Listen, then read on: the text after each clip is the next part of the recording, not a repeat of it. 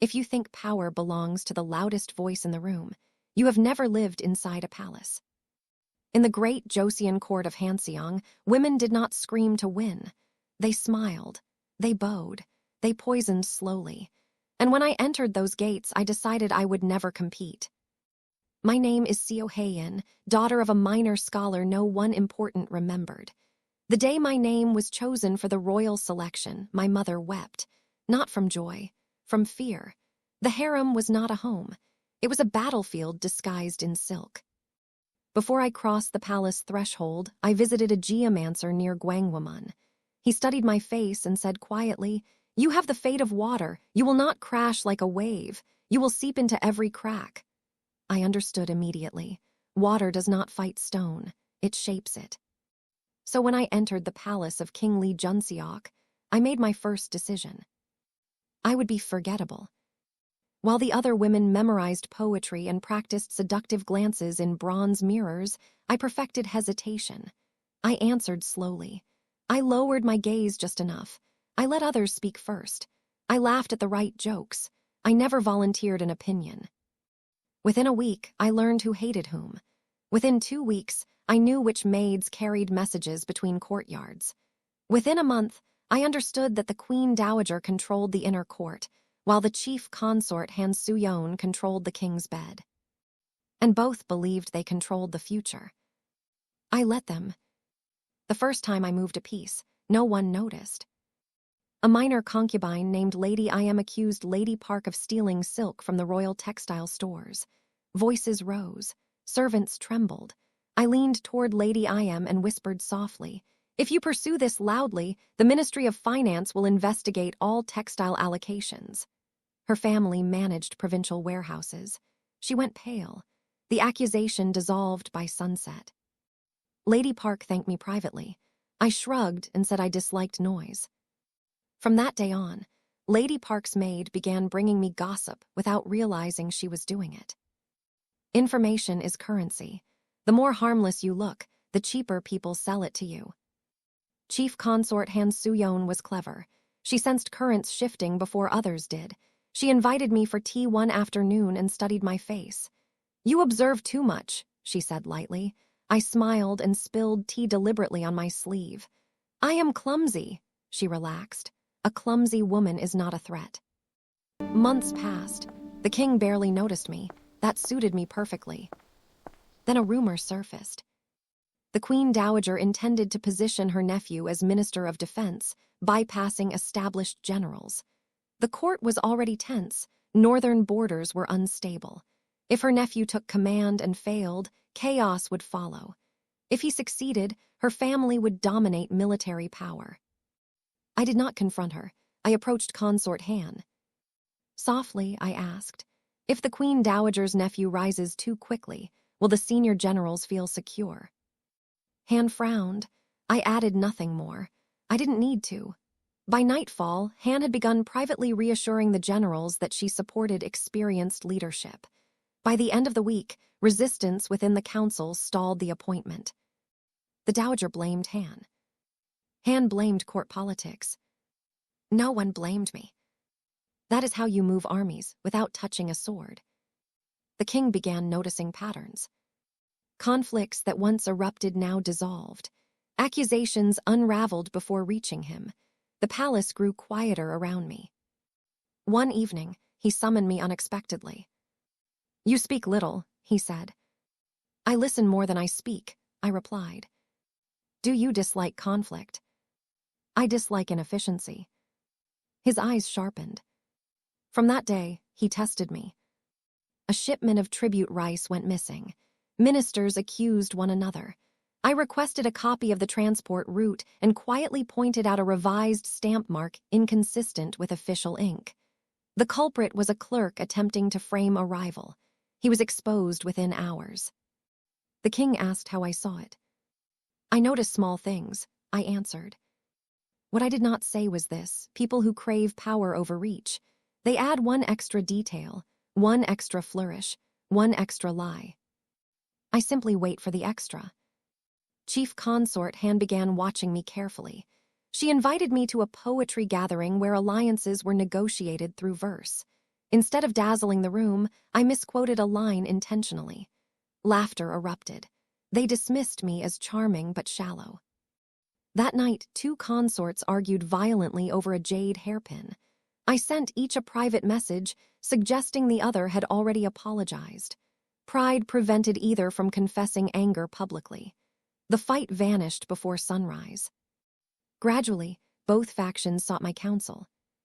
Not because I was powerful, because I was neutral. Neutrality is the most convincing disguise. Then came the first true test. A physician announced Chief Consort Han was pregnant. Celebration swept the court. The dowager's influence trembled. A male heir would strengthen Han permanently. 3 days later, whispers spread that Han had used forbidden herbs to secure fertility. The accusation was planted. The dowager's maid carried the rumor like incense smoke. I did not defend Han. Instead, I visited the dowager. "Your Majesty," I said softly, "forgive my ignorance, but if the chief consort is proven to use forbidden herbs, would that not cast doubt on the palace physicians? And if the physicians are doubted, would the king's health not become a public concern?" The dowager's expression changed. I bowed and left. By morning, the rumor had shifted. The herbs were reclassified as restorative tonics. Han's pregnancy remained untouched. Han believed I had saved her. The dowager believed she had made a wise correction. Neither realized I had framed the narrative around royal stability. That was the moment I stopped being invisible. The king summoned me privately. "Why help her?" he asked. "Because instability spreads," I replied. "And if she becomes Empress, I will still eat rice." He laughed quietly. Months later, Han miscarried. The dowager moved swiftly to replace her influence. New consorts arrived. The atmosphere sharpened. One of them, Lady Choi, was ambitious and reckless. She attempted to secure the king's affection through overt flattery and bold public gestures. I approached her gently. "If you shine too brightly," I warned, "you cast shadows." She dismissed me. Within weeks, she overstepped, criticizing a minister during dinner. The dowager humiliated her publicly. Lady Choi fell hard. I did not push her. I simply predicted gravity. As years passed, the king grew increasingly reliant on my perspective. When famine threatened the southern provinces, ministers suggested raising taxes to compensate for military expenditure. I asked quietly, "If the people cannot eat, how will soldiers eat?" The king froze the tax proposal and redirected funds from ceremonial expenses. The dowager saw her influence fading. She summoned me one evening. "You pretend to be indifferent," she said coldly, "but everything bends toward you." I met her gaze evenly. "Water does not bend the riverbank," I said softly. "The riverbank adjusts to water." She understood then. But by that time, she had already lost. Her nephew was exposed for embezzling border funds, a discovery made possible because I casually asked a stable boy about irregular horse shipments. I planted the question weeks before, knowing gossip travels faster than formal reports. The scandal removed her political foundation. The king dismissed her nephew. Shortly after, Chief Consort Han requested retirement to a temple. The position of Empress stood vacant. I requested permission to remain where I was. The king denied it. "You maintain balance without demanding it," he said. "That is why you must hold the seal." I became Empress not because I fought, but because I convinced everyone else to fight each other at the right time. As Empress, I did not centralize power. I decentralized it. I gave minor consorts small responsibilities so they felt significant. I allowed ministers limited victories so they felt heard. I ensured the king received both flattery and truth. And I never raised my voice. When a general returned victorious and rumors of rebellion followed, I invited his wife to tea and subtly implied that court factions were watching closely. By morning, the general publicly pledged loyalty and donated half his spoils to famine relief. Fear is effective, but suggestion is cleaner. Years passed. The palace stabilized. The dowager withdrew fully. The king ruled without inner chaos. And I, Seohaean, became known not as ruthless, nor kind, nor ambitious, but inevitable. People often ask how I survived. The answer is simple. I never sought the throne. I sought control of perception. And once you control how people see you, you control what they never see coming.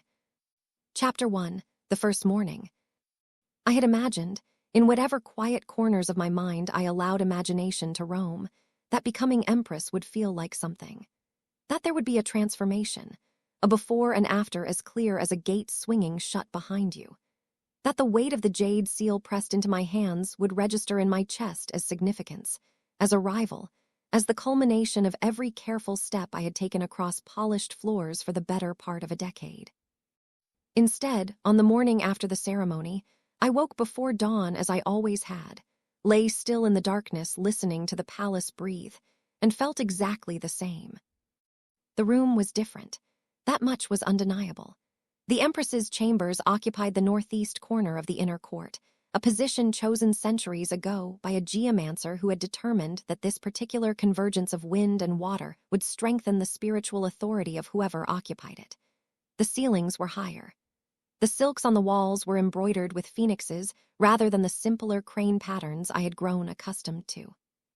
A bronze incense burner the size of a small child stood in the corner, and someone had lit it during the night, so the room smelled of sandalwood and something deeper and older, the accumulated scent of every woman who had ever slept in this room and strategized and feared and hoped. I rose before my attendants entered. This was a habit I had cultivated years earlier, not from any sentimental attachment to solitude, but because the minutes between waking and the arrival of other people were the minutes in which I thought most clearly, before other faces required interpretation, before words required monitoring, before the performance of the day began. I stood at the narrow window that faced east and watched the sky lighten from black to the particular shade of blue that exists only in the interval between night and morning. In the inner court below, a single lamp moved, a night watchman completing his final circuit, unaware that the woman watching him from above had become Empress approximately 14 hours ago. He looked cold. I made a mental note to ensure the watchman received additional winter provisions, not because I was kind-hearted, though I did not think myself unkind, but because cold men were distracted men. Distracted watchmen meant things went unnoticed. And in a palace, things going unnoticed was never neutral. It meant either that someone was being careless or that someone was deliberately creating conditions for carelessness. Either possibility required my attention. My chief attendant, Boksoon, entered precisely at the hour I had specified. She was a woman of perhaps 40 years, sharp-eyed and economical in her movements, who had served 3 previous occupants of this room and had outlasted all of them through a combination of competence and the particular skill of knowing when not to be seen. I had requested her specifically when the transfer of chambers was arranged. She had, I suspected, her own reasons for accepting. "Your Majesty," she bowed with the particular angle that indicated respect without excessive deference. I had told her once, early in my tenure as a mere concubine, that excessive bowing made me feel like I was watching someone fall.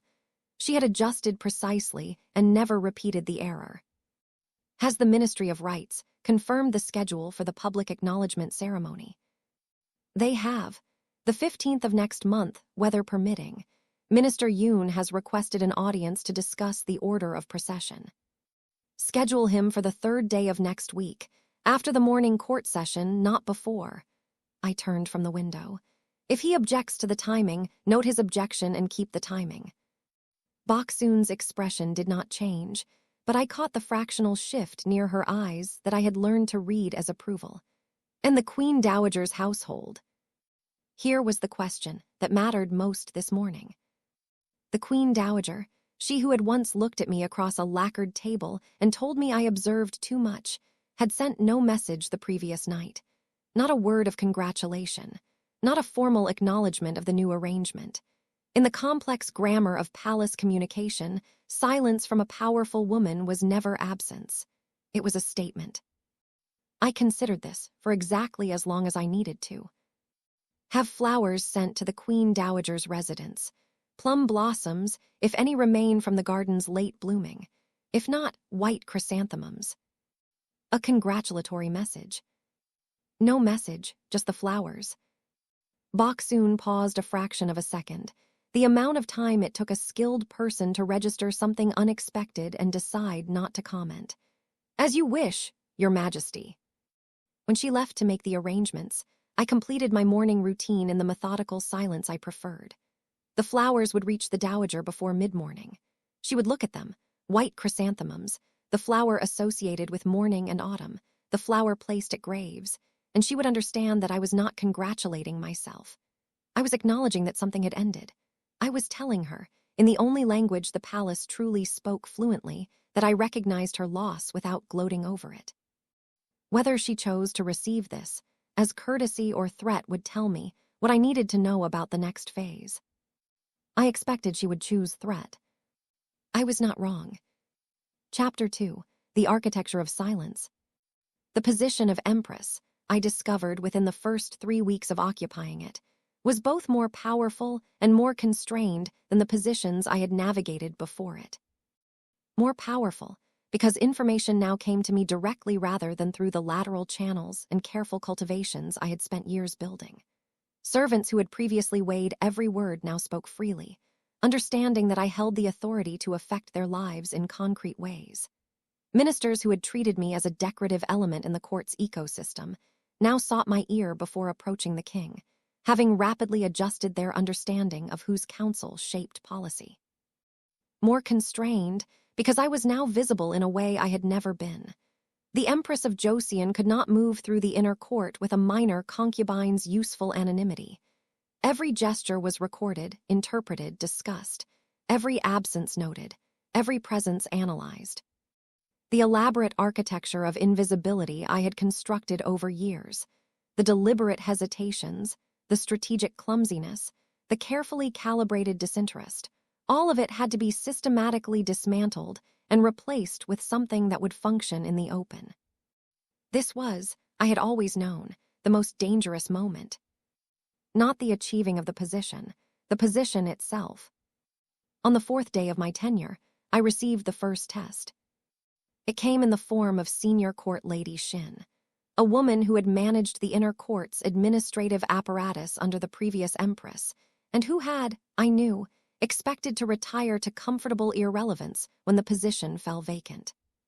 She appeared at my receiving room at the appointed hour for what had been scheduled as a routine briefing on household management, and presented herself with the precise degree of deference that technically fulfilled requirements while communicating, to anyone paying attention, that she found the requirements beneath her. She was 61 years old. She had outlasted 2 empresses. She had navigated the Dowager's ascendancy and the subsequent years of political turbulence with the calm authority of someone who understood that institutions outlasted their temporary occupants. She believed, correctly, that she knew more about running the inner court than I did. She believed, incorrectly, that this knowledge was leverage. "Court Lady Shin," I said, after the formalities had been observed, "you have managed the inner court's correspondence for how long?" 11 years, Your Majesty." "Then you have a comprehensive understanding of which households communicate regularly, and which do not." A fractional pause. "I do. I would be grateful for a document outlining the current pattern of communication between the inner court's major households. Not the contents, merely the frequency and timing of exchanges over the past 2 years." Another pause, longer this time. She was calculating. What was I asking for? What could I learn from it, whether the providing of it served or undermined her position?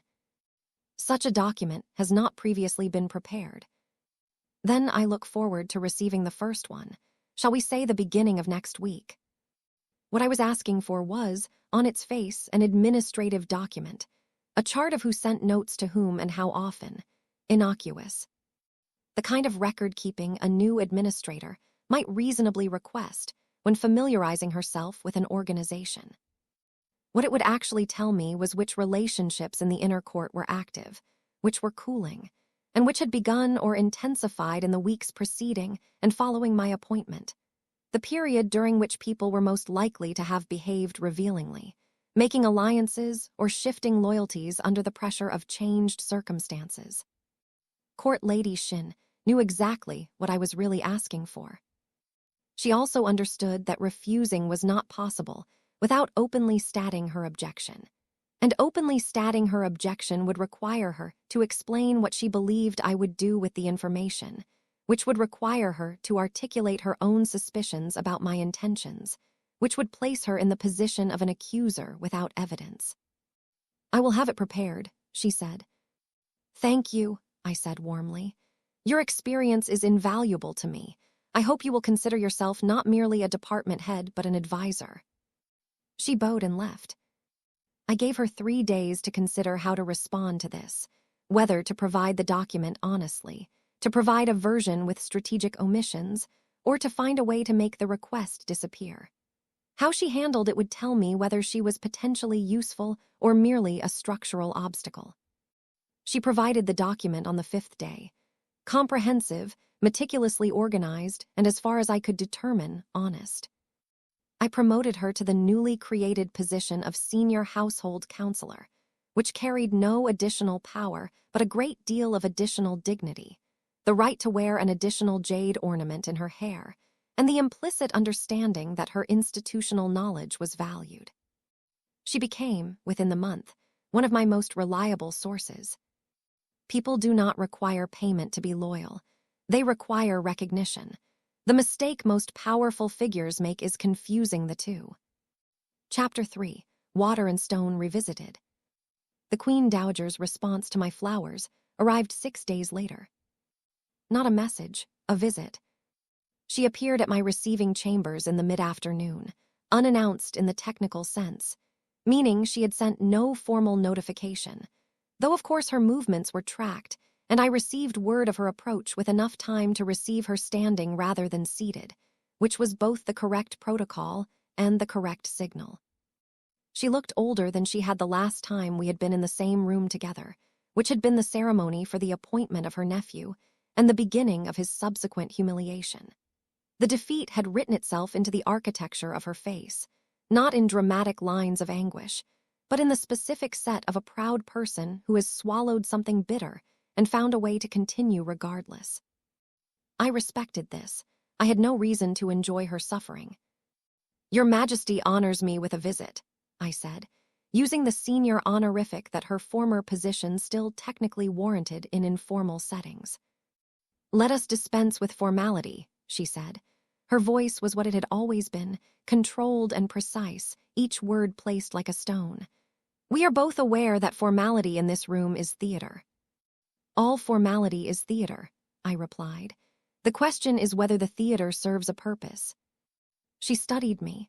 Then she sat, which was a decision, accepting the hospitality of my space rather than maintaining the physical posture of someone who might leave at any moment.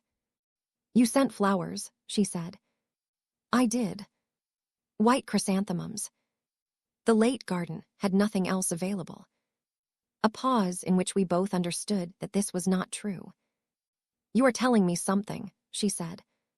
"I am sending flowers to a woman whose position in this palace has changed considerably in recent months, as an act of courtesy. The courtesy of someone who has one." I let this sit for a moment.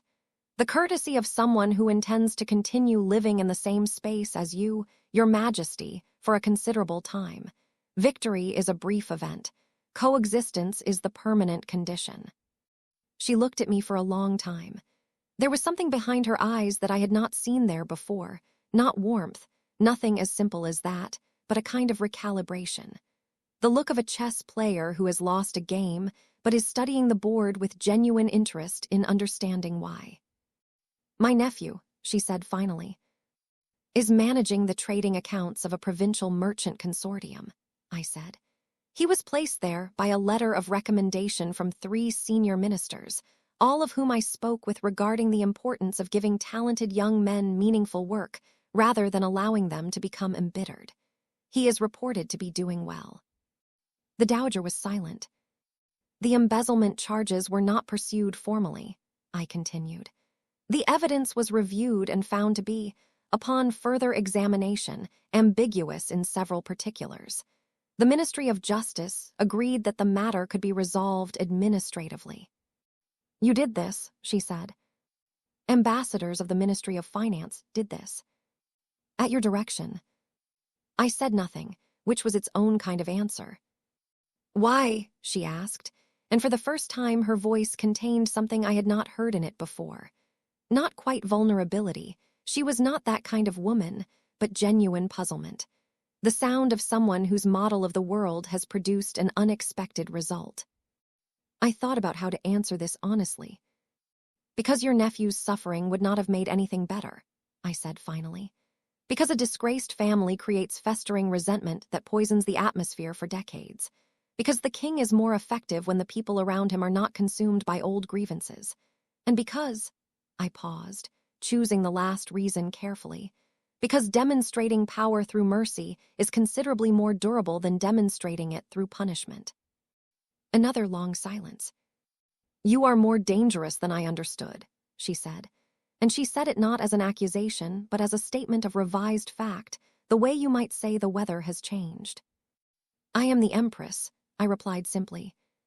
She left an hour later. She had taken tea.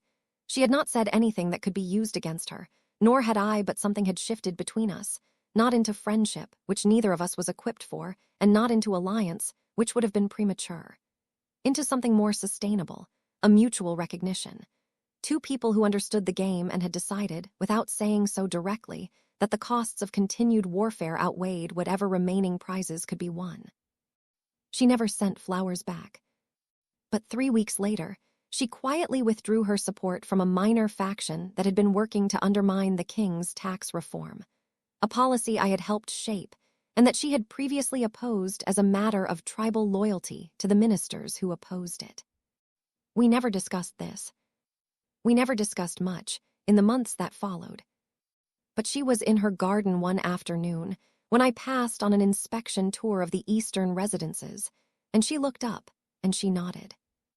I nodded back. This was, between the two of us, as close to peace as either of us knew how to make. Chapter 4. The King in Winter.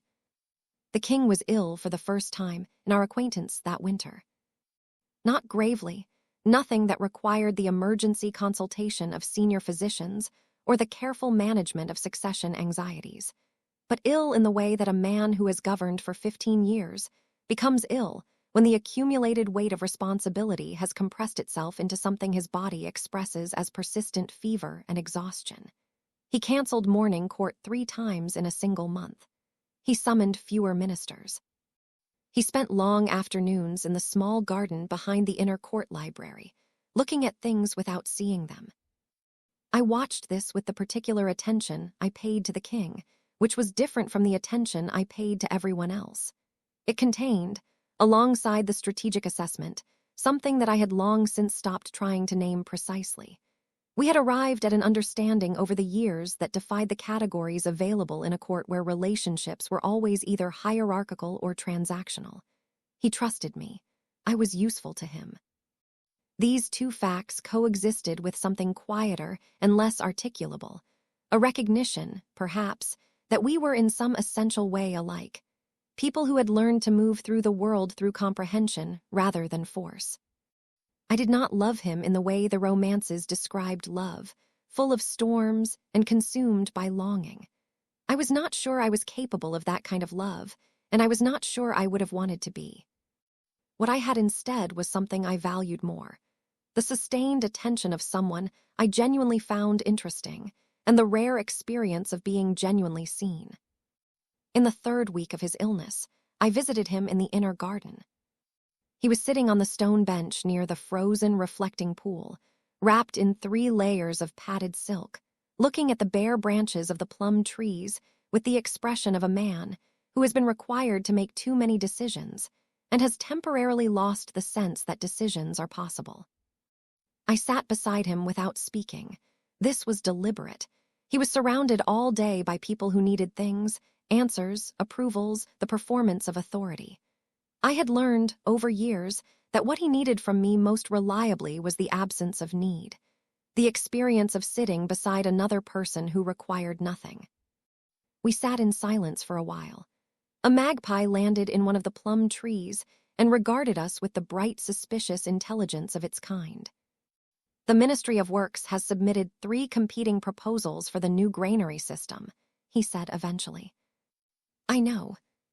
They each have merit, and they are mutually incompatible. Also true. I have been looking at those proposals for a week, and every time I open the documents I feel as though I am trying to read through water. I considered this. The granary decision is important but not urgent. The winter stores are adequate. The proposals could be held until spring without consequence, and deciding under pressure of exhaustion increases the probability of choosing poorly. He looked at me sideways. You are suggesting I set it aside.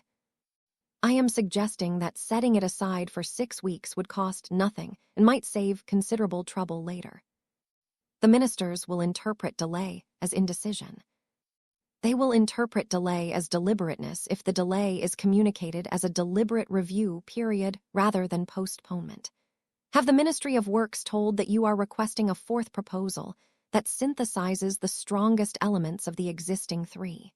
That gives everyone a task, creates the impression of rigorous evaluation, and buys 8 weeks comfortably. He was quiet for a moment. Then something shifted in his face, the specific loosening of the muscles around his eyes that I had learned to recognize as relief. I do not know how you do that, he said. Do what? Make the complicated thing simple, without making it feel smaller than it is. I thought about this. I think most complicated things are not actually complicated at their center. They accumulate complexity the way pearls accumulate layers, from being turned over and over by anxiety. If you can find the center and hold it still for a moment, the layers sometimes fall off. He smiled. It was a rare enough occurrence that it still registered to me as remarkable, not performative or diplomatic, but the unguarded expression of someone who has been pleasantly surprised. The magpie is still looking at us, he said. It is evaluating whether we have food. Aren't we all? We sat for another hour. I did not try to fix anything else. Sometimes the most important thing you can do for someone is simply remain present without an agenda. He slept better that night. Boksoon reported it the following morning with characteristic economy. The king's physician says the fever broke. I noted this and moved on to the day's first problem, which was a dispute between 2 outer court ministers about the allocation of canal maintenance funds, and which I had already begun resolving through a quiet word with the Minister of Finance 3 days earlier. The day progressed. The wheel kept turning. Chapter 5, Lady Choi's Return. I had predicted Lady Choi's fall. I had not predicted her return. She reappeared at court 6 months into my tenure as Empress, having spent the intervening time at her family's estate in the southern provinces, a period that, according to the reports that reached me through the quiet channels I maintained in the outer court, had been spent in a combination of furious humiliation and genuine reflection. She had married a second cousin, a minor official of no particular distinction, which had been presented to her as a gracious resolution of her position, and which she had, I suspected, experienced as a further diminishment. She presented herself at the mandatory spring assembly, looking different. The difference was not in her appearance, which was as carefully composed as it had always been. It was in her eyes, which had acquired a quality I recognized from my own early years in the palace, the quality of someone who has learned, at some cost, to look before moving. She did not seek an audience with me. She found her place in the assembly with quiet competence and remained there throughout the ceremony without committing any of the errors of visibility that had destroyed her previously. After the assembly, I had her invited for tea. She arrived with the wariness of someone expecting a trap, which was understandable and which I did not hold against her. You look well, I said. Your Majesty is kind. Her voice was careful, each word examined before it emerged. I heard you managed your husband's estate accounts through last autumn's harvest difficulty, that the rice yield in your district recovered more fully than in adjacent areas. A pause. I had time to study agricultural management. That is a more useful education than most people who end up at court receive. She looked at me with the expression of someone trying to determine the dimension from which danger was approaching. I am not being ironic, I said. Understanding how grain moves from field to granary is genuinely useful knowledge. Most of the people in this palace who make decisions about agricultural taxation have never been within walking distance of a rice paddy. Another pause, longer this time. What does your Majesty want from me? I appreciated the directness. It was, I thought, one of the things that had changed in her. I want to know if you learned what you needed to learn, I said. Not what I think you should have learned, what you actually learned. She was quiet for a long moment. I learned that I was visible when I should have been useful, she said finally. That I was performing ambition rather than exercising it. This was accurate. It was also more self-aware than I had expected. What would you do differently? I would ask questions first. I would understand what is wanted before deciding what to offer. She paused. I would not criticize ministers at dinner. I laughed, which surprised her. She had not expected me to find anything funny. But it was genuinely funny, the precision of that last item, the way it stood alongside the larger realizations as their most concrete embodiment. There is a position in the Outer Court's Agricultural Liaison Committee that has been vacant for 3 months, I said. The position involves coordinating between the Ministry of Finance's grain accounts and the provincial governor's harvest reports. It is not a prestigious position. It requires someone with knowledge of both administrative process and actual agricultural conditions. I paused. If you are interested, I can make the recommendation. Lady Choi looked at me for a long moment. Why? She asked, and there was in her voice an echo of the dowager's question. That same genuine puzzlement, the model of the world not producing the expected result.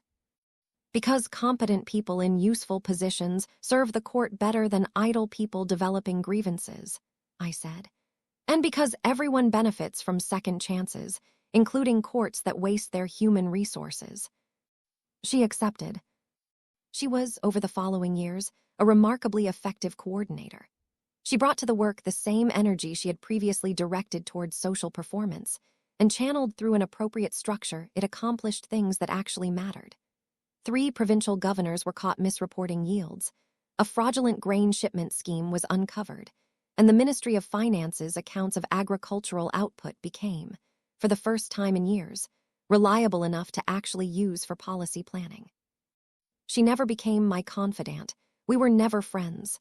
But she understood, I think, what I had done not as a kindness, but as an investment in the court's actual functioning. And she understood what I had not done, which was use her previous failure against her. These things were not unrelated. People who have been shown genuine usefulness are less likely to bite the hand that placed them. Not out of gratitude. Gratitude is fragile and contingent, and not worth relying on. Out of the more durable motivation of wanting to continue doing something that matters. Chapter 6, The Succession Question. In the 7th year of my tenure as Empress, the court began to speak, in the careful oblique language palace people used for dangerous topics, about the question of an heir. I had not provided one. This was not, as it might appear from the outside, a failure. It was a deliberate navigation of a situation that contained, like most palace situations, more variables than it appeared.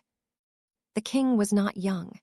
He was not old either, not yet 50, in the vigorous middle of life, but he had no surviving children from any of his concubines, a situation that resulted from a series of losses in the early years of his reign that had left him with a particular wariness around the subject of succession, a superstition almost, that speaking of heirs brought the death of them. The court's anxiety was understandable.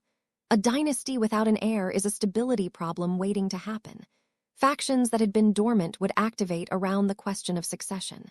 Families with distant claims to the throne would start recalculating. External powers that watched Josian's court would begin assessing the opportune moment for negotiation or pressure. I had spent 2 years preparing for the moment when this would become unavoidable. The first thing I had done was ensure that the conversation about succession, when it happened, would not begin as an accusation against me. I had cultivated relationships with 3 physicians who attended to the inner court's health and arranged, quietly, for their assessments of the court's general well-being to be included in the official records. Assessments that noted, without dwelling on them, the health conditions of various residents, including certain physiological information about myself that would be relevant to the question of fertility. This information, placed in a context of medical record-keeping rather than political calculation, inoculated the record against certain obvious lines of attack. The second thing I had done was identify, several years in advance, the 3 names that were most likely to emerge as candidates for adoption into the royal line if no biological heir was forthcoming. I had studied them, their characters, their families, their ambitions, and the ambitions of their families, with the same methodical attention I brought to every situation that had the potential to reshape the court's balance. The third thing I had done was have a quiet conversation with the king. This conversation was not the direct kind. It was the kind that happens over many months, in the spaces between other conversations, in the accumulation of small observations and questions that build, without the appearance of deliberate construction, into a shared understanding. What the king understood, by the time the court's anxiety became vocal enough that it could not be managed through strategic silence, was that the succession question had 3 possible resolutions, that each resolution had specific advantages and risks, and that his own instincts about which resolution he preferred were something I had been carefully observing for long enough to predict with reasonable accuracy. He preferred the adoption of a nephew, specifically the younger son of his sister's husband's cousin, a boy of 12 named Lee Hyun-seok, who had been enrolled in the Royal Academy and had demonstrated, in the assessments I had received through various channels, the specific combination of intelligence and tractability that made for a useful heir. Smart enough to govern, not so independent as to be ungovernable. When the senior ministers finally assembled to present the succession question formally, I already knew what the king would decide. I had arranged, through 3 separate conversations with 3 separate ministers, that the case for Lee Hyun-seok would be made by voices that the king trusted, in language that echoed the king's own previous private expressions of the preference he had never stated publicly. The debate lasted 3 days. The outcome was the one I had anticipated. What I had not anticipated, could not have anticipated, because it depended on a variable I had underestimated, was Lee Hyun-seok himself. Chapter 7, The Prince. He arrived at the palace in early spring, at the beginning of his 13th year, in a procession that the Ministry of Rites had organized with appropriate ceremony. He was small for his age, with the particular quality of stillness that some children develop when they have learned early that the adults around them are not entirely trustworthy. His eyes moved over everything: the gates, the guards, the assembled court officials, the inner court ladies arranged in their hierarchical ranks, with a methodical attention that reminded me, uncomfortably, of myself at an earlier age. I had expected, based on the assessments I had received, a tractable boy, intelligent but malleable, young enough to be shaped. What I received was a boy who was already watching. Our first meeting was formal, the introduction ceremony, with its prescribed gestures and phrases, in front of the assembled court. But I watched him closely throughout, and what I observed was that his formal gestures were performed with the slight excess of precision that indicates a person who has memorized a behavior rather than internalized it. He was not being himself. He was performing what he understood to be required. This was not alarming in itself. Every person who enters a palace performs what is required. The question is always what they are hiding, and whether what they are hiding is dangerous. I arranged a private meeting for the following week. He arrived accompanied by his personal attendant, a boy of similar age named D1, the son of a minor court family, who had been selected through a process that I had influenced subtly to produce someone I already had some understanding of. He was loyal, perceptive, and importantly, slightly afraid of me, which meant that information about the private meetings would find its way to me through the usual channels without requiring any active solicitation. "Your Highness," I said, "please sit." He sat. His posture was correct. His expression was composed. "You have been in the palace for 8 days," I said. "What have you noticed?" A pause. He had expected, I thought, questions about his studies, his health, his adjustment to the new environment. "Many things," he said carefully. "Tell me one." Another pause, longer. He was deciding, I realized, how honest to be. He was trying to determine what kind of answer I wanted, which meant he was already thinking about the dynamics of the interaction rather than merely responding to it. "The guards on the eastern wall change shifts 7 minutes before those on the western wall," he said. "This creates a brief period during which the overlap in visibility is incomplete." I looked at him. "I observed it on my morning walks," he said, quickly, correctly reading that he had revealed something and reassessing whether it was safe. "That is an interesting observation," I said, making my voice deliberately neutral. "What did you do with it?" "Nothing, I simply noticed." "Why did you notice it?" A long pause. He was making a decision. I could see it in the small muscles around his eyes, the specific micro-expression of someone choosing between the safe answer and the true one. "Because noticing things is how you understand where you are," he said finally, "and I am somewhere I do not yet understand." I looked at him for a long moment. Then I did something I had not done with any other person in the palace in many years. I told him the truth directly, without layering it in implication. "That is the correct approach," I said. "Notice everything, conclude slowly. Tell no one what you have noticed until you understand what it means." He blinked, a genuine, unguarded blink, the reflex of someone genuinely surprised. "You are telling me to be careful," he said. "I am telling you to be intelligent, which is a different thing. Careful people avoid danger. Intelligent people understand it well enough to move through it." We looked at each other across the lacquered table. I thought, this is not the tractable boy I ordered. This is something more complex and more interesting. I thought, this could be a problem. I thought, this could also be something else. Chapter 8, The Education of a Prince.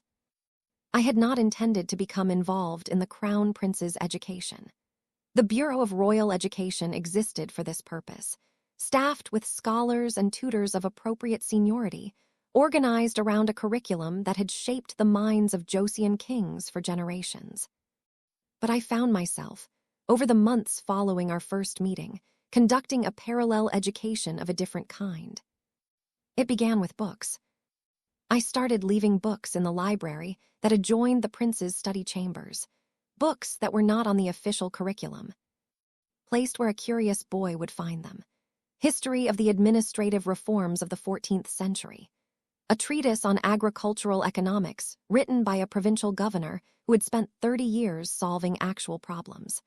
A collection of strategic writings by a Chinese general whose approach to warfare centered on creating conditions for victory rather than engaging in direct conflict. I did not leave any note. I did not acknowledge the books in any of our conversations. After 3 weeks, he left a book in return. A slim volume of poetry that I had mentioned once, in passing, in a conversation with the court historian that the prince had been present for but not, apparently, participating in. A volume I had said was difficult to find. He had found it. I placed it in my reading room. I said nothing. We continued like this for several months, the exchange of books without comment, the accumulation of a shared reading list that neither of us acknowledged. It was, I understood, a conversation. The most honest one I had with him, in many ways, because it was conducted in the register of ideas rather than the performance of court roles. In our formal meetings, which occurred bi-weekly and were recorded by a court scribe, I asked him questions about his formal education and listened to his answers with the polite attention of an empress performing appropriate interest in her heir's development. In the informal encounters, the calculated near accidents that my management of the court schedule made possible, we talked differently. The tax policy reform, he said once, during a period when we had both happened to be walking in the Eastern Garden at the same time. He was 15 by then, grown into himself somewhat, with the characteristic abruptness of adolescent height. The ministers argue about implementation as if the argument itself is the purpose. What do you mean? They have been arguing for 6 months. The policy has not changed. The arguing seems designed to postpone the moment when something would actually have to be done. This was accurate, more accurate than most senior officials had managed to be in the same period. Why would they want to postpone it? I asked, in the tone I used when I already knew the answer but wanted to understand his reasoning. Because implementing the policy requires admitting that previous policies were wrong, and because the people who benefited from previous policies will lose benefits, and because, he paused, working through something, because the argument itself is useful. As long as there is argument, everyone's position is preserved. The moment there is resolution, some positions become untenable. What would you do about this? He thought for a moment. Remove the argument from the context in which preserving positions matters. Convene a panel of people who have no stake in the current system. Provincial administrators, perhaps, people who deal with the actual consequences of the policy rather than the political consequences of changing it. This was, as a matter of fact, the approach I had been preparing to recommend to the king through a minister who would present it as his own idea. That is a sound instinct, I said. But, he heard the qualification I had not stated. Provincial administrators have their own politics. No one has no stake. The question is not who has no stake, that person doesn't exist, but who has a different stake, aligned differently enough from the current deadlock to break it. I paused. The principle you've identified is correct. The specific solution needs refinement. He nodded, filing this away with the particular focus of someone who learns by accumulation, building structures of understanding rather than collecting isolated facts. You taught yourself to do this, he said, after a moment. Do what? Think about the whole shape of situations rather than just the pieces. He looked at me steadily, with the directness that I had come to find both admirable and faintly unnerving in him. None of the court scholars teach it this way. The formal curriculum is about precedents and regulations. This is something else. I said nothing. Who taught you? He asked. I thought about the geomancer near Gwangwamun and my mother's fear, and the first weeks inside the palace when I had made my decision to be forgettable. I thought about the years of careful observation and the long patience of someone who learns to treat time as an ally rather than an enemy. Circumstance, I said, and the necessity of paying attention. He was quiet for a moment. Then, I want to learn it properly. You are, I said. This conversation is part of it. Chapter 9, The Northern Question.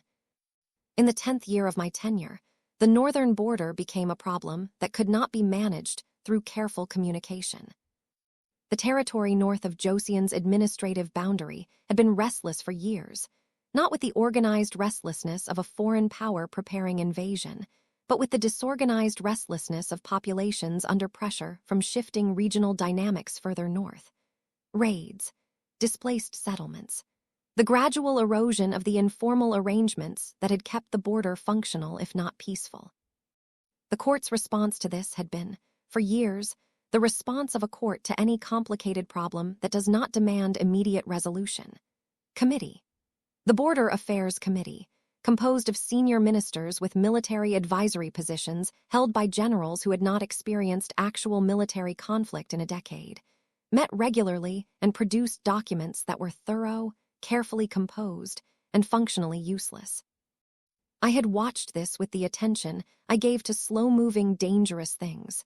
The kind of attention a farmer gives to clouds building on the horizon, noting their presence without alarm, tracking their development, preparing without making preparations that assume a particular outcome. The situation became urgent when a trading post in the northern district of Hamgyong was burned and its occupants killed. Not raiders, but farmers, local to the area, acting under what appeared to be the direction of a regional leader who had previously been cooperative with Josian's border administration. The king summoned a full council.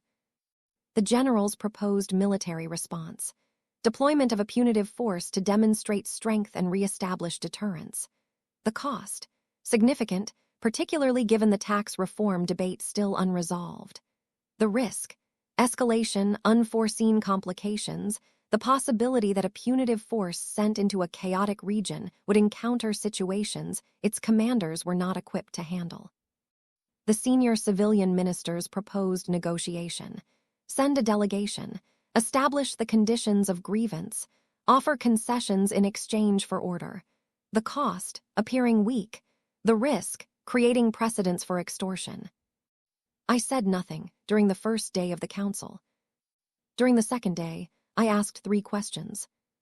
The first, what does the regional leader who ordered the burning actually want? Not what he says he wants. What is the underlying condition that produced this action? The second, who in the region has a relationship with this leader that predates the current crisis and is not defined by the crisis? The third, of the court officials who have direct knowledge of northern conditions from personal experience rather than reports, who has been least involved in the committee process? The answers to these questions, assembled over the following day from various sources, produced a picture different from the one the council had been working with. The regional leader had a legitimate grievance about water rights.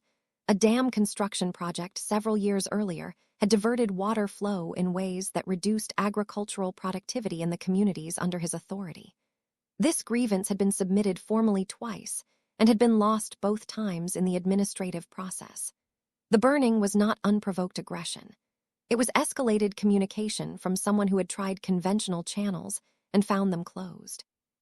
There was a former border administrator, now retired to an advisory position in the Ministry of Works, who had dealt personally with this leader 15 years earlier during the original water rights dispute, and who maintained intermittent contact. I had this administrator invited to a quiet meeting. He was a man of 70, careful and surprised to have been summoned. I asked him to tell me what he knew.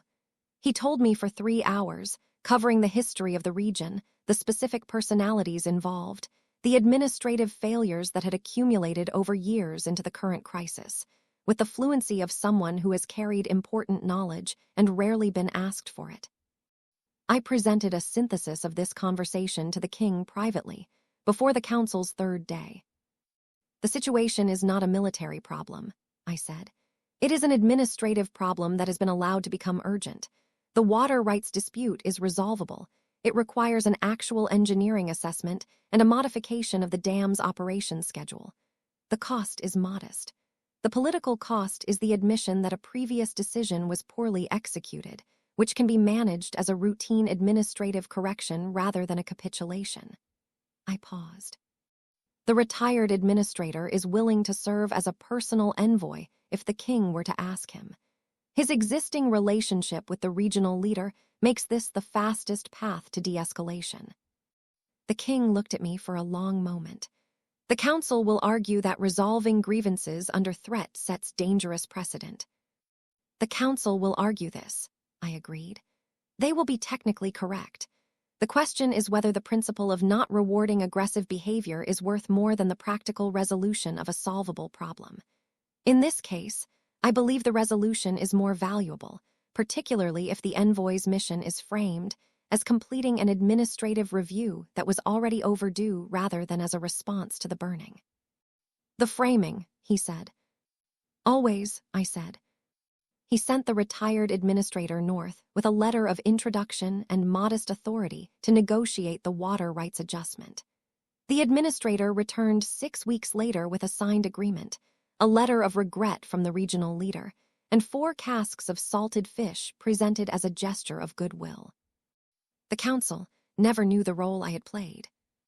They debated the resolution extensively, ultimately concluding that the diplomatic approach had been wise, which they noted approvingly as evidence of the king's measured judgment. I did not correct this interpretation. Chapter 10, Night in the Archive. In the 12th year of my tenure, I spent a night in the palace archive. This was not unusual in itself. I had spent many nights in various corners of the palace that most of its inhabitants never visited. The archive was located in the outer edge of the inner court complex, a building that most people regarded as dusty and irrelevant, and which was therefore, from my perspective, extraordinarily valuable. What I was looking for that night was a document I had reason to believe existed, but had never been able to locate through conventional means. The document was a record of a private agreement made between the king's grandfather and a senior minister from a generation ago, an agreement that bore on the current question of land distribution rights in the southern provinces, a question that had been active in the court's debates for 18 months, and that involved, in ways not entirely apparent on the surface, the financial interests of three of the most powerful ministerial families currently in the king's administration. The question of why I had not been able to locate it through conventional means was itself informative. Archive documents did not disappear through neglect. They disappeared through intent. I had begun investigating this 2 years earlier, when the land distribution debate first surfaced, and I noticed, with the attention I gave to such things, that 3 different ministerial families were coordinating their positions in the debate in ways that suggested a shared underlying interest that none of them had disclosed. The coordination was not obvious. They publicly disagreed with each other on certain secondary points, maintaining the appearance of independent perspectives. But the disagreements were too conveniently placed. They created the impression of rigorous debate while ensuring that the core question, the one that actually affected their shared underlying interest, remained safely obscured.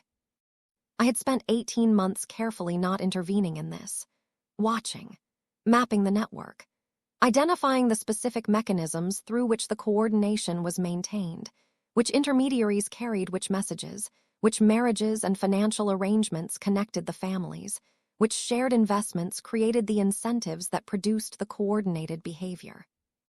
The missing archive document was, I had come to believe, the foundation on which the current situation rested. If the grandfather's agreement existed and said what I suspected it said, it would either validate the ministerial family's position, which would resolve the debate in a direction I was not certain served the court's best interests, or it would contradict it, which would mean the debate had been conducted in bad faith from the beginning. I needed to know which it was before deciding how to proceed. The archive at night was silent and cold, lit by the lamp I had carried. The smell of old paper and lacquer and the particular staleness of a space that held the accumulated documentation of a dynasty. I had brought the senior archivist, a man named Clerk Kim who had spent 30 years in this building, and who owed me a specific favor from an incident 4 years earlier involving his son's gambling debts and the merchant to whom those debts were owed. He found the document in a box of materials that had been incorrectly catalogued, filed under a minister's name rather than the king's grandfather's reign year, a misfiling that was either error or deliberate.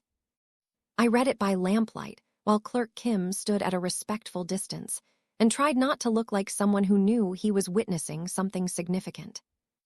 The document said neither of the things I had anticipated. It was an agreement, yes, between the king's grandfather and a senior minister, yes, but its subject was not land distribution.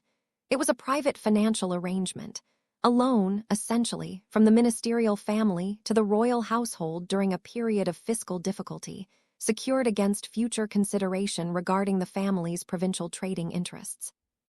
The consideration had been paid, in various forms, over 3 generations.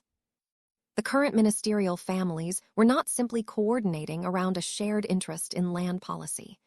They were managing an inherited obligation, a 3-generation-old debt that had been converted, in practice, into a permanent arrangement of mutual dependence. The land distribution debate was, from their perspective, about maintaining the conditions under which that arrangement continued to function. I sat with this knowledge for a considerable time. The lamp burned, the archive breathed around me. Clerk Kim remained carefully uninquisitive. What I was holding was not what I had expected to find. It was more complex, more human, and more structurally embedded than a simple case of corruption or self-interest. 3 families managing an inheritance they had not created. A court operating under constraints that no one currently alive had chosen. An arrangement that had been reasonable once, in a different set of circumstances, and had calcified over generations into something that shaped decisions in ways its original architects could not have foreseen. The question was not whether this was right or wrong. Those were useful categories, but they were not the ones that mattered for what I needed to decide now. The question was what to do with knowledge this structural. I could use it directly, present it to the king, allow the implications to detonate across the court, reshape the power dynamics through a public reckoning with the historical arrangement.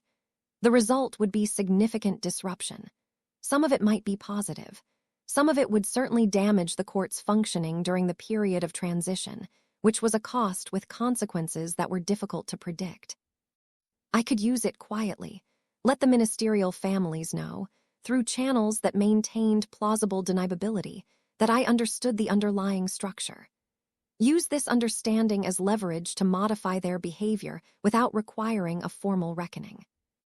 Or I could do something more interesting. I placed the document in my sleeve. I thanked Clerk Kim for his assistance and assured him of my continued interest in his son's well-being. I walked back through the cold night to the Empress's chambers. And I sat for the rest of the night, working out the specific shape of what I intended to do next. Chapter 11, The Shape of a Solution. What I had observed, over 12 years in the palace, was that most problems in large institutions were not created by bad people.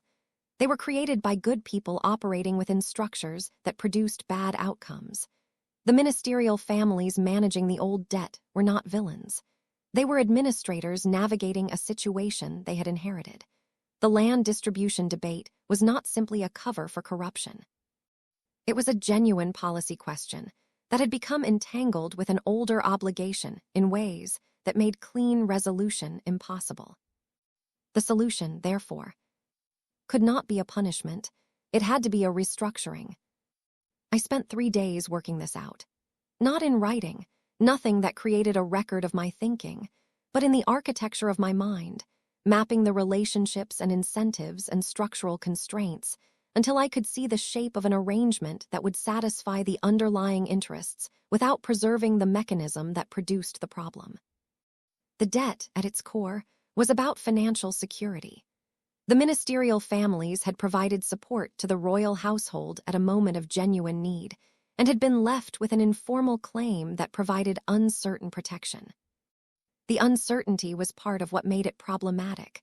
Because the claim was never formalized, it had to be maintained through ongoing political influence, which created the incentive for the families to involve themselves in policy questions where their direct interest would normally not be present. Formalize the claim. Convert the informal arrangement into a transparent one. Remove the incentive for hidden influence by making the underlying interest visible and manageable. I brought this to the king not as a revelation, but as a proposal, framing it as a reform of historical financial arrangements that would simplify the royal household's administrative legacy while clarifying the legitimate interests of several senior families. I did not tell him about the archive document. I did not need to. He was, by this point in our relationship, accustomed to my proposals arriving without full explanation of their genesis, and to the fact that they worked. The reform was implemented over 6 months. The 3 ministerial families received formal letters of acknowledgement recognizing the historical contributions of their predecessors, and establishing a transparent framework for ongoing relationships between those families and royal household interests. A framework that converted the informal arrangement into something that could be openly managed rather than covertly maintained.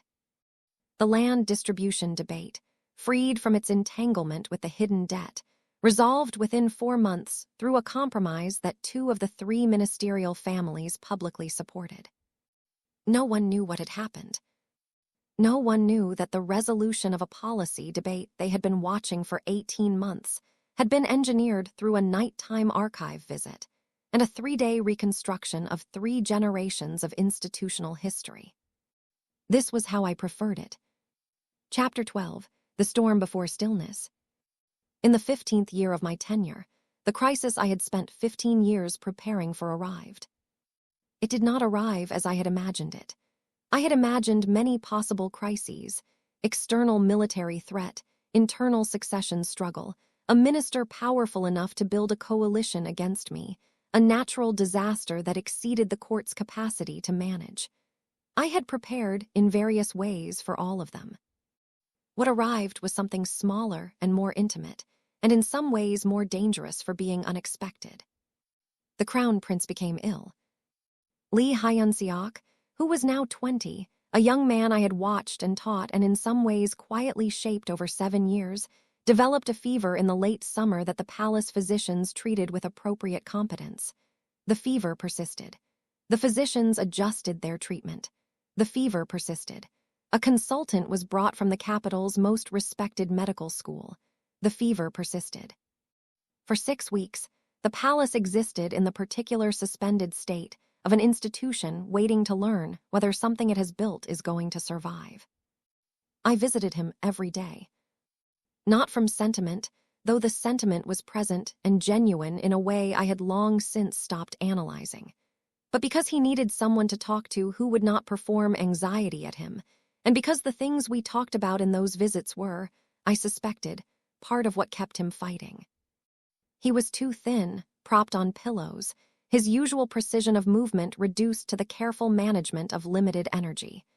But his eyes were the same, still moving, still recording, still thinking behind the fever's haze.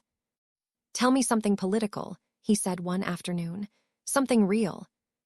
The Ministry of Public Works canal maintenance proposal has been stalled because the chief engineer and the deputy minister have stopped speaking to each other due to a dispute about the engineer's daughter's marriage. He managed a smile. "Can it be resolved?" "Already is." The deputy minister's cousin was positioned to introduce the engineer's daughter to an appropriate alternative at a poetry gathering last week. "You arranged the gathering." "I suggested the venue. The rest managed itself." He was quiet for a moment. Then, "I have been thinking about after." "After what?" He looked at me steadily. "Either possibility." I said nothing. He was 20. He had the right to speak plainly about both possibilities. "If I recover," he said, "I want to implement the agricultural liaison system across all provinces, not just the north. The model Lady Choi's committee developed has produced better outcomes than the standard reporting system by a significant margin." "I agree." "And the northern border arrangement, the water rights mechanism, should be formalized as standard procedure for regional grievance resolution, instead of waiting for situations to become crises." "Also correct." "And," he paused, marshalling his energy, "you should write something down." I looked at him. "What you know, how you think, not as a formal treatise, not for the court records, but something, because what you do is not obvious and it doesn't teach itself." He looked at me steadily. "I have been trying to learn it for 7 years, and I have learned some of it but not all of it, and I think," he paused again, "I think the next person who needs it might not have 7 years." I was quiet for a moment. "You are planning for succession," I said. "I am planning for all possibilities," he said. I thought about this. About the geomancer's words, "You have the fate of water." About the years of careful movement through the palace's particular ecosystem. About everything I knew about power and perception and the specific kind of strength that disguises itself as weakness. "I will think about it," I said. He closed his eyes. He was tired. "That means yes," he said without opening them. He was right. It meant yes. Chapter 13, The Recovery. He recovered. Not quickly, and not without cost. There were weeks when the physicians' reports gave us no certainty, when the court moved through its routines with the particular stiffness of people performing normalcy under the strain of genuine fear. But he recovered. The fever broke in the 9th week, on a morning when the first chill of autumn had arrived, and the plum trees in the inner garden had begun showing the first gold of their turning leaves. I received the physician's report before dawn, as I had received every report for 9 weeks. I read it. I set it down. I sat for a moment in the pre-dawn silence of my chambers. Then I called for Bok Soon, who had been awake. I knew because she was always awake when I needed her, and I told her to prepare the usual morning schedule. We had work to do. There was, in the days following the fever's breaking, a period of recalibration in the court. The anxiety that had accumulated over 2 months needed somewhere to go, and like all accumulated anxiety, it found its way into petty disputes and minor political maneuvers, and the general heightened irritability of people who have been afraid and are now relieved but have not yet processed the transition. I managed this with additional patience and somewhat more explicit communication than was usually required. The court, I understood, needed to perform its return to normalcy as much as it needed to actually return to it. The ceremonies of relief, the formal announcements, the public gestures of thanksgiving, the specific rituals through which an institution reassures itself that it has survived, were not ornamental. They were structural. I ensured they happened with appropriate visibility. Lee Hyun-seok's first public appearance, 6 weeks after the fever broke, was a carefully managed event. He looked, I thought, different, not older exactly though he was that, but somehow more present in himself. As if the illness had accomplished, against its will, something useful. It had burned away whatever remaining distance existed between him and his understanding of what was actually at stake. After the appearance, he found me in the inner garden. "Well," he said. "Well," I agreed. "The agricultural proposal has been drafted and is awaiting your review. The northern border formalization is in committee. It will be ready for presentation within the month." He nodded. We walked in silence for a moment. "You were not frightened," he said, not accusingly, observationally. "I was concerned," I said. "Frightened would not have helped." "How do you do that? Separate the concern from the fear?" I thought about this carefully, because it was a real question, and he deserved a real answer. "By understanding what fear is actually useful for," I said. "Fear tells you something is wrong. It is signal, not instruction. Once you have received the signal, you can set it aside and decide what to do. The mistake is when people treat fear as both signal and instruction, when they let it dictate the response rather than just flagging the situation." He was quiet for a moment. "And concern." "Concern you keep. Concern is useful. It keeps you attending to what matters. It is different from fear because it does not demand immediate action. It sustains attention over time." He considered this. "I have been afraid," he said, "these past weeks, not only of the illness, he paused, of not having time, of not knowing enough, of there being a gap between what I know and what I will need." "There will always be a gap," I said. "The gap does not close. You learn to work within it." He looked at me. "Is that reassuring?" "No," I said, "but it is true, which is more useful." He almost laughed. For a boy who had grown up watching me, he still found my directness periodically surprising. "Write the thing," he said. "The thing you said you would think about." I said I would think about it. "You thought about it, now write it." I looked at the winter garden, the plum trees bare and patient. "Yes," I said. Chapter 14, What I Know. I wrote it over the course of a winter. Not systematically. I was not a scholar, and this was not a treatise. I wrote it the way I thought, in segments, returning to the same observations from different angles, building a structure through accumulation rather than linear argument. I wrote it late at night, when the palace was quiet and the demands of the day had receded enough that I could hear my own thoughts clearly. I wrote it without knowing precisely who I was writing it for. Lee Hyun-seok, yes, but also, I thought, for whoever came after him. For the next woman who entered a palace and found herself surrounded by people who assumed she was harmless. For the next person who understood that power is not the loudest voice but the most patient one. What I knew. Power is structural before it is personal.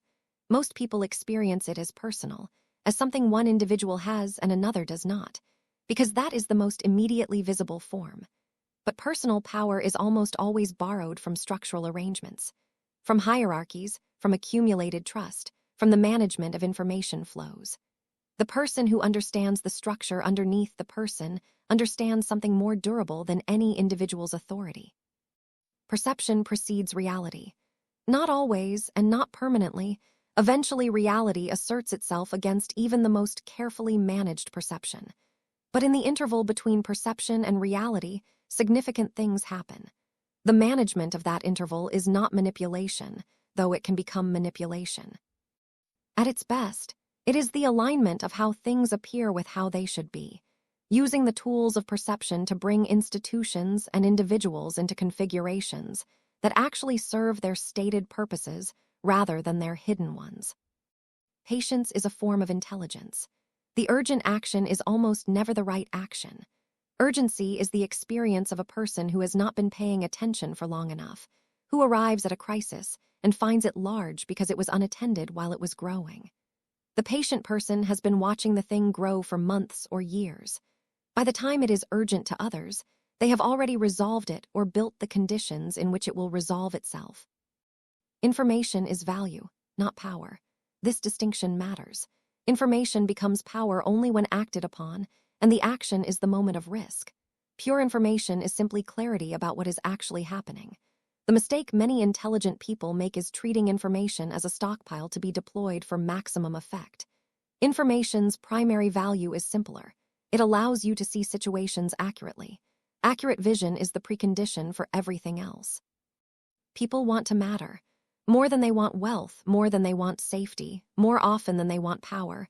People want to feel that they are significant, that what they do registers, that their presence makes a difference. This is not a weakness to exploit. It is a truth to work with. Give people meaningful work and genuine acknowledgement, and you will get their best efforts. It is not complicated. It is merely rare. Mercy is strategy. This sounds cynical, which is why most cynical people get it wrong. They perform mercy as strategy, and people can smell performance. Mercy is strategy because it actually works, which means it has to be real mercy. Real mercy requires genuinely seeing the person in front of you as a person rather than a piece in a configuration. I am capable of this. Not everyone is. Those who are not should not attempt to use mercy as a tool because they will fail. The long game is not a game. It is a commitment to a set of values about what kind of world you want to inhabit. The people who maintain power through fear and speed may win more quickly than those who build through patience and genuine service to the institution's actual purpose. But the structures they build are brittle. They depend on the continued presence of fear, which is exhausting to maintain. What I was trying to build was something that would function without my continuous management. A court stable enough in its practices and relationships that it could absorb disruption without requiring the constant intervention of someone at the center. I want to be unnecessary. That is the actual goal. Not to be indispensable, but to have built something that does not need me. This is the most honest statement of my purposes that I can make. A person who makes themselves necessary has made themselves a limit. The institution cannot grow beyond their understanding, cannot develop capabilities they have not anticipated, cannot become more than the sum of what that person can see. Building for necessity is building for your own comfort. Building for redundancy, creating systems and people who can function without you, is building for the institution's health. Whether I succeeded at this is not for me to assess. Chapter 15, Autumn Court. In the 18th year of my tenure, the king's health began its genuine decline. This was different from the winter illness of years past. That had been situational, the exhaustion of a man under sustained pressure, resolvable through rest and reduced burden. This was constitutional, the accumulated weight of a long reign in a body that had given as much as it had to give. I watched it with the attention I had paid to all difficult things, carefully, without panic, working to understand the shape of what was coming so that I could build the conditions that would allow it to be navigated with the least damage. What was coming was a transition. The thing institutions fear most, because it reveals whether their strength was genuine or merely the strength of the individuals who happened to occupy them at a particular moment. I had spent 18 years preparing for this. The preparation had taken many forms: the archive document and the debt resolution. the Crown Prince's education, Lady Choi's agricultural committee, Court Lady Shin's institutional knowledge captured in documented form, the Northern Border Protocols, the land reform, the succession clarified and the heir prepared. Each of these was, in isolation, a solution to a specific problem. Together, they were something else, a set of structural conditions that would allow the court to function through the transition without the crisis that transitions usually created. In the last autumn before the king's final winter, he and I spent many evenings in the small inner garden. The conversations were different from the conversations we had had in earlier years, less strategic, more direct. The specific directness of people who understand that time has a shape and are no longer managing the performance of having unlimited amounts of it. "What will you do?" he asked, one evening. The cold had come early. We were wrapped in padded silk and watching the last of the plum blossom season preparing to yield to winter. "I will advise," I said. "If Hyun-seok wants advice, and I will step back from the daily management of court affairs. That belongs to him now, and if I hold it too long, I deprive him of the thing he needs most, which is the actual experience of doing it. You have planned for this." "I have thought about it." "Are you?" He paused. In 18 years, I had learned to read the pauses he used and knew this one. He was considering whether to say something that was true, but that he was not sure I wanted to hear. "Are you ready for it?" The stepping back. I thought about this honestly. "I don't know," I said. "I have never done it before. I know how to move within the court. I am less certain about how to exist outside its immediate demands." "You will learn," he said. "Probably," I agreed. We sat in silence for a while. The plum trees were beautiful in the late light, bare branches etched against the sky, patient and exact. "There is something I should tell you," he said. I waited. "I knew," he said, "from relatively early, not everything but the general shape. The way the court was changing around you, the way conflicts resolved, the way information moved." He paused. "I knew you were doing it." I looked at him. "I chose not to interfere," he said, "because the outcomes were better than they would have been otherwise, and because—" He paused again, finding words for something he had clearly thought about for a long time. "Because the version of the court you were building was closer to the court I wanted to govern than any version I could have built by other means." I was quiet for a long moment. "You could have used that knowledge," I said, "at any point." "Yes," he agreed, "I could have." We both understood what had just been said. That he had possessed leverage for years and had chosen not to use it. That this choice was itself a statement about the relationship between us. Something that existed outside the transactional architecture of the court, outside strategy, outside the management of perceptions. "Thank you," I said finally. It was, from me, a significant admission. He understood this. "Thank you," he replied. And I understood that he was thanking me for everything that I had never named directly, and he had never demanded I name, all the years of careful service to something larger than either of us. The plum trees stood in the cold air, leafless and exact. Winter was coming. But we had, I thought, done something real in this garden. Chapter 16, The Transition.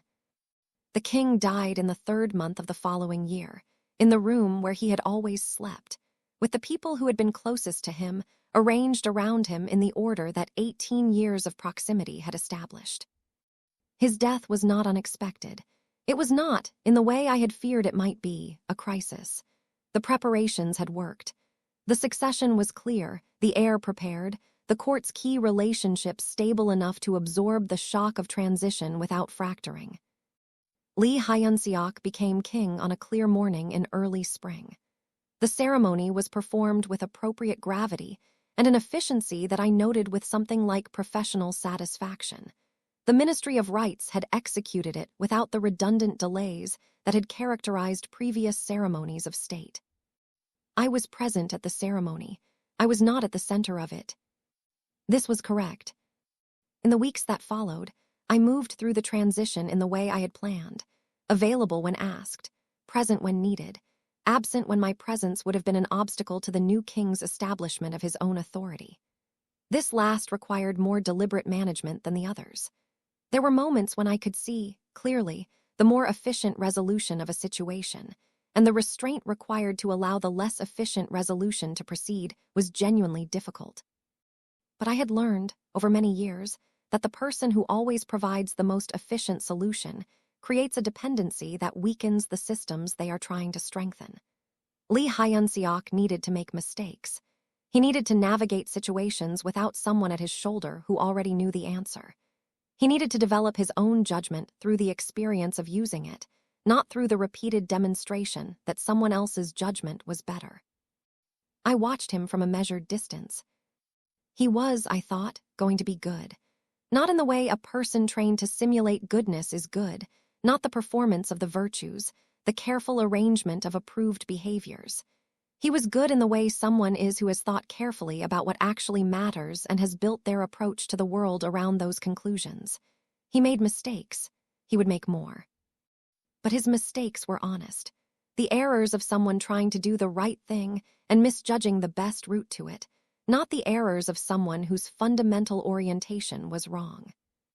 One afternoon, approximately 3 months into his reign, he came to the small inner garden. I was there. I had taken to spending time there, in the particular stillness of a person adjusting to having less to do. He sat beside me, without formality. We sat for a while without speaking, as his predecessor and I had done many times. "Minister Hong's canal proposal," he said eventually. "You've read the competing assessments." 3 times. I can see the arguments on both sides. I keep arriving at different conclusions depending on which set of facts I emphasize. I thought about this, about whether to answer or allow him to find his way to the answer himself. He had been king for 3 months. "What does Minister Hong actually want?" I asked, not providing the answer, offering the frame. A pause while he worked through it. "He wants to secure a record of significant infrastructure improvement before the 10-year administrative review," he said slowly. "The canal proposal, if successful, becomes his legacy piece, so he is incentivized to propose a scope that is ambitious enough to be notable." And what does the court's actual need require? A more modest improvement that is reliably implementable rather than an ambitious one that carries significant execution risk. He was quiet for a moment. So the question is how to give him a legacy piece that is also reliably achievable. Which means breaking the proposal into phases. A first phase that is modest and guaranteed, followed by second and third phases contingent on the first phase's success. He gets the ambitious scope as a future possibility. The court gets the reliable improvement as an immediate reality. "Yes," I said. He sat with this for a moment. "Did you know the answer before you asked the question?" "I had a hypothesis," I said. "You could have told me directly." "Yes," I agreed. "Why didn't you?" I thought about how to answer this, about the crown prince walking in the garden years ago, asking about the guards changing shifts, about all the questions I had asked rather than answered. "Because in 15 years you will face a situation I cannot anticipate," I said. "And when you do, you will need to be able to derive the answer without me. The habit of working through the frame is more valuable than any individual answer I could provide." He was quiet for a long time. "Then, you are making yourself unnecessary." "Yes," I said. "I noticed that." "Good," I said. Epilogue, Water and Stone. I am old now, in the way that palaces make you old, not in years, which are still manageable, but in the accumulated understanding of how the world actually works, which is a different kind of aging. I have watched this institution through one king's long reign and the beginning of another's. I have watched factions form and dissolve and reform under different names. I have watched people I shaped outlast the conditions that shaped them. I spend time now in the small garden that has always been my thinking place. The plum trees are still there, older and whiter, their branches in winter making the same patient patterns against the sky that they have always made. The court functions without me at its center. This is, I think, the truest measure of everything. Not the political arrangements, though these are stable. Not the administrative reforms, though these are functioning. Not the relationships I built and maintained, and in some cases had to carefully dismantle when they had served their purpose. The truest measure is this. There is a young woman in the inner court this year, a minor official's daughter selected through the usual process, who entered the palace 3 months ago with the particular wariness of someone arriving at a place where the rules are not what they appear. I have observed her twice, from a distance. She has a quality in her observation that I recognize, the specific stillness of someone who is paying very close attention to everything and being careful about what it shows. She reminds me of myself at the beginning. I have not introduced myself to her.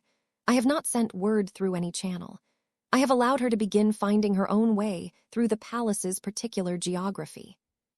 But I have had a small book, one of the ones that circulate through the library without being on any formal inventory, placed where she would be likely to find it. An old text on the philosophy of water. A text that contains, among many other things, the observation that water does not fight the stone, that it takes the shape of whatever contains it, that its movement is patient and cumulative, and ultimately reshapes everything it touches, not through force, but through persistence, and the intelligence to find every available path. She may not read it. She may read it and find it unremarkable. Or she may read it and understand something that took me years to articulate, that the most durable kind of power is the kind that sustains the institution it serves. That strength worn openly is strength that others work to contain. That the most important things happen in the spaces that no one is watching, by the people that no one has noticed. I do not know her name, but I watch the library circulation records, and 3 days after I arranged the book's placement, it was removed and not returned. I take this as a beginning. Every palace is a world made entirely of perception and the management of it. Every person who enters one must decide, very early, what kind of person they intend to be within it, whether to perform power or to exercise it, whether to build structures that serve them or structures that serve the thing the institution is supposed to be for.